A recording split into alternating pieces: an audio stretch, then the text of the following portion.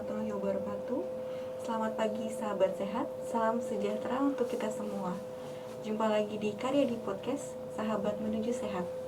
Perkenalkan, saya Dr. Rere, saya sebagai host pada kesempatan kali ini. Yang hari ini kita akan membahas tentang epilepsi, di mana berkaitan dengan Purple Day, yaitu Hari Kesadaran Epilepsi yang kita peringati setiap tanggal 26 Maret di seluruh dunia. Pada kesempatan kali ini saya tidak sendiri, saya bersama dengan Dr. Rahmi Ardini, spesialis saraf. Beliau merupakan salah satu neurolog terbaik yang ada di Rumah Sakit Umum Pusat Dr. Karyadi Semarang. Dan mari kita sapa Dr. Rahmi Ardini. Selamat pagi, dokter. Selamat pagi, Dr. Rere. Perkenalkan, saya Dr. Rahmi Ardini, spesialis saraf. Sehat, dokter? Alhamdulillah sehat. Jadi hari ini, dokter, kita temanya membahas masalah epilepsi, dokter. Jadi yang berkaitan dengan Purple Day yang kita akan merayakan setiap tanggal 26 Maret, dokter, di seluruh dunia. Nah, sebelumnya mari kita tanyakan dulu, dokter, izin, sebenarnya epilepsi itu apa, dokter? Jadi penyakit epilepsi adalah suatu penyakit yang ditandai dengan adanya satu episode bangkitan, bisa berupa kejang, kemudian kaku, kemudian bisa pingsan, mendadak, atau seperti blank itu yang disebabkan oleh suatu penyakit di otak yang ada gangguan aktivitas listrik yang tidak normal yang di otak. Jadi sebenarnya nggak cuman kejang aja ya, dokter ya, bisa pingsan bentuknya atau malah kaku ya, dok ya? Iya, bisa banyak. Yang namanya bangkitan tidak harus kejang kelojotan ya. Jadi hanya seperti hilang kesadaran sesaat atau blank gitu, atau tiba-tiba jatuh pingsan selama beberapa detik atau menit, atau hanya kaku dan disertai hilang kesadaran sesaat, itu sudah kita kemungkinan itu adalah suatu bangkitan epilepsi. Oke, kemudian kita tanyakan lagi, dokter. Tapi sebenarnya dari masyarakat awam sendiri itu bilangnya kalau epilepsi ini, dok, disebabkan oleh kayak roh jahat atau malah dia memang ada penyakit keturunan, dokter. Apakah seperti itu, dokter, atau apa sebenarnya penyebab epilepsi ini, dokter? Iya. Jadi memang yang kita tujuannya di sini adalah meluruskan tentang persepsi masyarakat ya yang sering salah. Jadi epilepsi ini menimbulkan banyak sekali masalah sosial di masyarakat. Jadi persepsi masyarakat atas pengertian epilepsi. Jadi seperti kerasukan atau kemasukan roh jahat atau penyakit kutukan gitu ya. Sehingga penderita-penderita epilepsi ini banyak dikucilkan oleh masyarakat, diisolasi, dijauhi, dan dari keluarga sendiri itu juga kalau punya anggota keluarga yang epilepsi, dia akan malah kadang dimanjakan, malu, ya, malu, diisolasi di rumah, nggak boleh keluar, atau malah terlalu overprotective dari keluarga, yang itu tidak baik untuk penyandang epilepsi itu sendiri. Jadi sebetulnya epilepsi itu bukan penyakit kutukan atau akibat santet atau akibat kerasukan roh ya. Jadi itu adalah suatu penyakit yang asalnya dari otak. Oh iya. Jadi, dokter, sebenarnya kita nggak usah malu ya, dok ya, kalau punya keluarga yang menderita epilepsi ya, dok ya? Iya, tidak boleh malu ya. Kalau ada anggota keluarga yang kita curigai menderita epilepsi, kita harus membawanya ke pusat kesehatan, ke dokter ya. Jadi, dok, sebenarnya epilepsi itu bisa dicegah atau bagaimana, dok? Kalau dicegah tidak bisa. Kita tidak tahu ya kapan seseorang menderita epilepsi, tetapi epilepsi itu bisa diobati ya dengan cara mencari penyebabnya. Jadi nanti dokter akan mencari penyebabnya, melakukan beberapa pemeriksaan yang mendukung ke arah epilepsi dan mengobati dengan sesuai. Oh, jadi sebenarnya epilepsi itu bisa diobati ya, dan sebenarnya pengobatannya itu kita pakai berapa lama, dokter, untuk pengobatannya sebenarnya?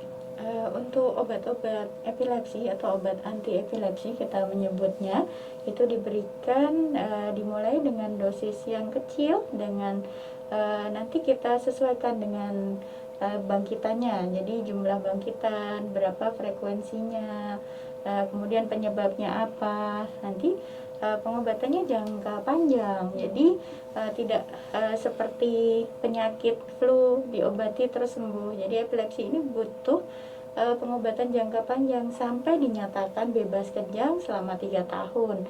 Jadi memang kita harus jelaskan ke pasien dan keluarga bahwa akan sangat mungkin melelahkan ya bagi masyarakat umum karena harus secara kontinu berobat. Berarti harus rutin ya dok ya? Iya, harus terus minum obat setiap hari. Itu yang harus kita edukasi ke masyarakat. Kalau memang seandainya obatnya itu tidak diminum secara rutin, itu bagaimana dokter? Kalau tidak minum obat secara rutin, maka kita tidak bisa mengontrol serangan kejangnya, tidak bisa kita kontrol dan nanti akan memperparah lagi kondisinya. Jadi dokter, kalau untuk pengobatan epilepsi jangka panjang itu apakah ada efek samping ya dokter? Untuk efek samping semua jenis obat itu kan bahan kimia ya pasti ada ya. Tapi di sini kita mempertimbangkan risk and benefit. Jadi keuntungan atau manfaatnya dibandingkan resiko efek samping. Nanti resiko efek samping juga akan kita pantau selama pengobatan ya. Bisa dari mungkin mengantuk gitu efek samping. Kemudian beberapa obat epilepsi ini kan diproses di liver ya atau hati ataupun ginjal. Jadi kita juga harus terus memonitoring atau mengevaluasi fungsi hati dan fungsi ginjalnya. Oh ya, berarti memang tetap ada ininya ya dokter, tetapi kita tetap evaluasi lagi selama dia pengobatan. Kalau untuk selain pengobatan yang diminum dokter, itu apakah ada pengobatan yang lain lagi dokter? Pengobatan yang lain misalnya ada saat ini kita sudah mengenal bedah epilepsi ya. Oh iya, Bedah epilepsi. Jadi untuk pasien-pasien epilepsi yang tidak terkontrol dengan obat, dengan kombinasi obat dia masih ada serangan, sudah serangannya banyak ya, dengan 2 atau 3 obat tapi tidak mampu mengendalikan kejangnya, maka kita pertimbangkan untuk dilakukan bedah epilepsi. Tetapi tidak semua pasien dengan kejang yang tidak terkontrol bisa dilakukan operasi karena ada syarat-syarat yang lain ya, syarat kerusakan otaknya apakah ada atau tidak, kemudian gelombangnya apakah berasal dari satu sisi atau gelombang otak secara keseluruhan yang mana tidak mungkin dilakukan operasi. Oh ya, berarti ada operasi ini ya, epilepsi surgery ya dok ya. Kemudian dokter, mungkin pertanyaan dari masyarakat awam, sebenarnya apakah orang dengan epilepsi ini dia bisa hidup normal dokter? Seperti misalnya dia bisa sekolah, bisa belajar, atau dia bisa mengendarai motor atau mobil dokter? Bisa hidup normal, bisa. Hanya pada beberapa sebagian penyandang epilepsi itu memang secara fisik atau mental ada kelemahan, ada gangguan, tetapi kita bisa sesuaikan misalnya bersekolah di anak-anak berkebutuhan khusus. Tapi kalau dia secara fisik dan mental dia normal, dia bisa bersosialisasi atau bersekolah seperti anak-anak pada umumnya, asal dia masih minum obat terkontrol ya. Dan kita juga harus sampaikan ke gurunya bahwa anak tersebut menderita epilepsi dan kalau ada serangan sebaiknya bagaimana, kemudian untuk kepatuhan minum obatnya juga harus selalu dimonitoring. Sedangkan kalau untuk mengemudi, kalau di Indonesia belum ada regulasi khusus yang mengatur apakah epilepsi itu boleh mengendarai. Cuman di dunia ya, kemudian di kalangan dokter saraf dari kami sebetulnya tidak menganjurkan penderita epilepsi untuk mengendarai kendaraan kecuali sudah bebas bangkitan atau bebas kejang selama 3 tahun, Kemudian kalau dia sedang menurunkan dosis obatnya, 6 bulan itu tidak boleh mengendarai mobil. Tetapi untuk SIM ya, surat izin mengemudi, belum ada regulasinya. Jadi butuh persyaratan dari dokter saraf bahwa seseorang layak mengemudi, itu belum ada regulasinya. Tapi kita rekomendasinya seperti itu ya, tidak boleh mengemudi. Tetapi kalau dia adalah sopir angkutan umum, itu sama sekali tidak boleh, karena dia membawa penumpang yang banyak, dia bertanggung jawab atas keselamatan. Cuman di Indonesia belum ada regulasi seperti itu. Oh iya. Jadi sebenarnya dia masih bisa hidup normal ya dokter, asal fisik dan mentalnya itu masih bagus. Cuman untuk mengemudi ya masih di ini ya dok ya, masih perlu dievaluasi lagi apakah dia memang sudah terkontrol ataupun tidak. Ya benar sekali. Iya. Jadi dokter, saya banyak mendengar kalau masyarakat itu dia malah menjauhi dokter dari pasien epilepsi. Misalnya mereka tuh nggak mau dok makan satu meja, atau malah mereka deket-deketan gitu. Ini di luar masa pandemi ya dok ya. Sebelum pandemi itu mereka kadang lebih menjauhi dokter. Nah, jadi sebenarnya kita harus bagaimana ya dokter? Dukungan kita terhadap pasien epilepsi itu sendiri bagaimana dokter? Nah, jadi kalau kita ada keluarga atau teman yang menderita epilepsi, kita perlakukan dia dengan wajar. Jadi sewajarnya sebagai teman kita, sebagai saudara kita, ya, jangan dijauhi, jangan dikucilkan, jangan diisolasi, ya. Banyak kalau di desa-desa itu kalau punya anak epilepsi dia dipasung, gitu. Jadi tidak boleh seperti itu. Jadi kita harus tetap perlakukan dia dengan wajar. Ya, karena epilepsi tidak menular. Jadi kita berdekatan dengan dia juga tidak menular. Terus katanya kena liurnya itu menular, itu salah ya. Dan kita kalau ada yang epilepsi harus kita bawa pengobatan.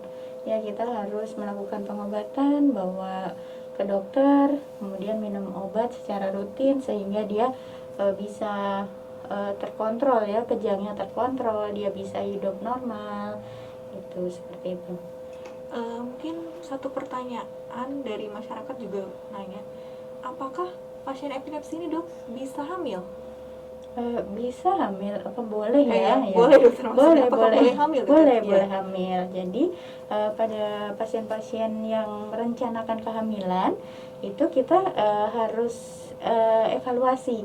Jadi kapankah dia berencana hamil, kita harus siapkan, terutama tentang obat-obatan yang paling baik ya, paling aman untuk kehamilan. Kita sudah rencanakan seperti itu, kemudian dukungan-dukungan dari keluarga juga. Kemudian bagaimana kalau dia nanti hamil, kemudian terjadi kejang, apa yang harus dilakukan. Kemudian nanti proses persalinan juga kita harus siapkan. Kita kita rencanakan, kita koordinasi dengan dokter kandungan yang kandungan setempat. Kita rencanakan proses kelahirannya bagaimana agar dia bisa melahirkan dengan nyaman, dengan aman, ya, baik, sehat untuk ibu dan bayinya. Jadi sebenarnya epilepsi boleh hamil ya dok? Boleh. Mungkin pertanyaan terakhir dokter, kalau kita bertemu dengan pasien epilepsi atau pasien kejang lah dok, itu kita sebagai awam itu kita apakan dokter pasiennya? Jadi kalau ada misalnya di jalan kita menjumpai pasien yang kejang ya, kejang jatuh di jalan, kita dekati dia, tapi jangan kita berusaha untuk menghentikan.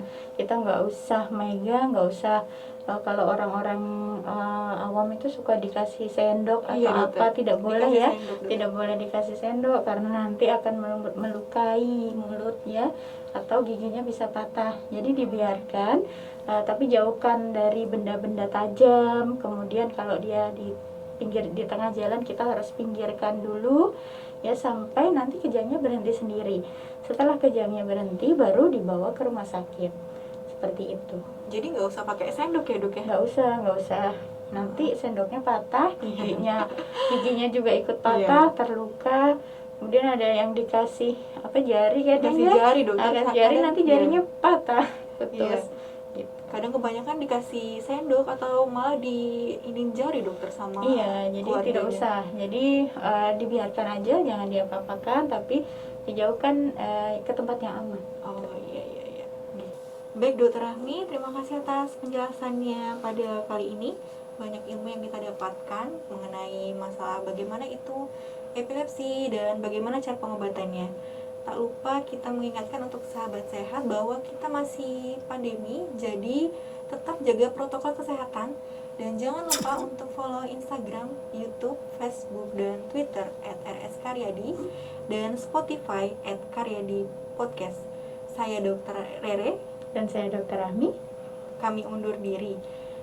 Kita bertemu di podcast selanjutnya. Karyadi Bangga melayani. Wassalamualaikum warahmatullahi wabarakatuh.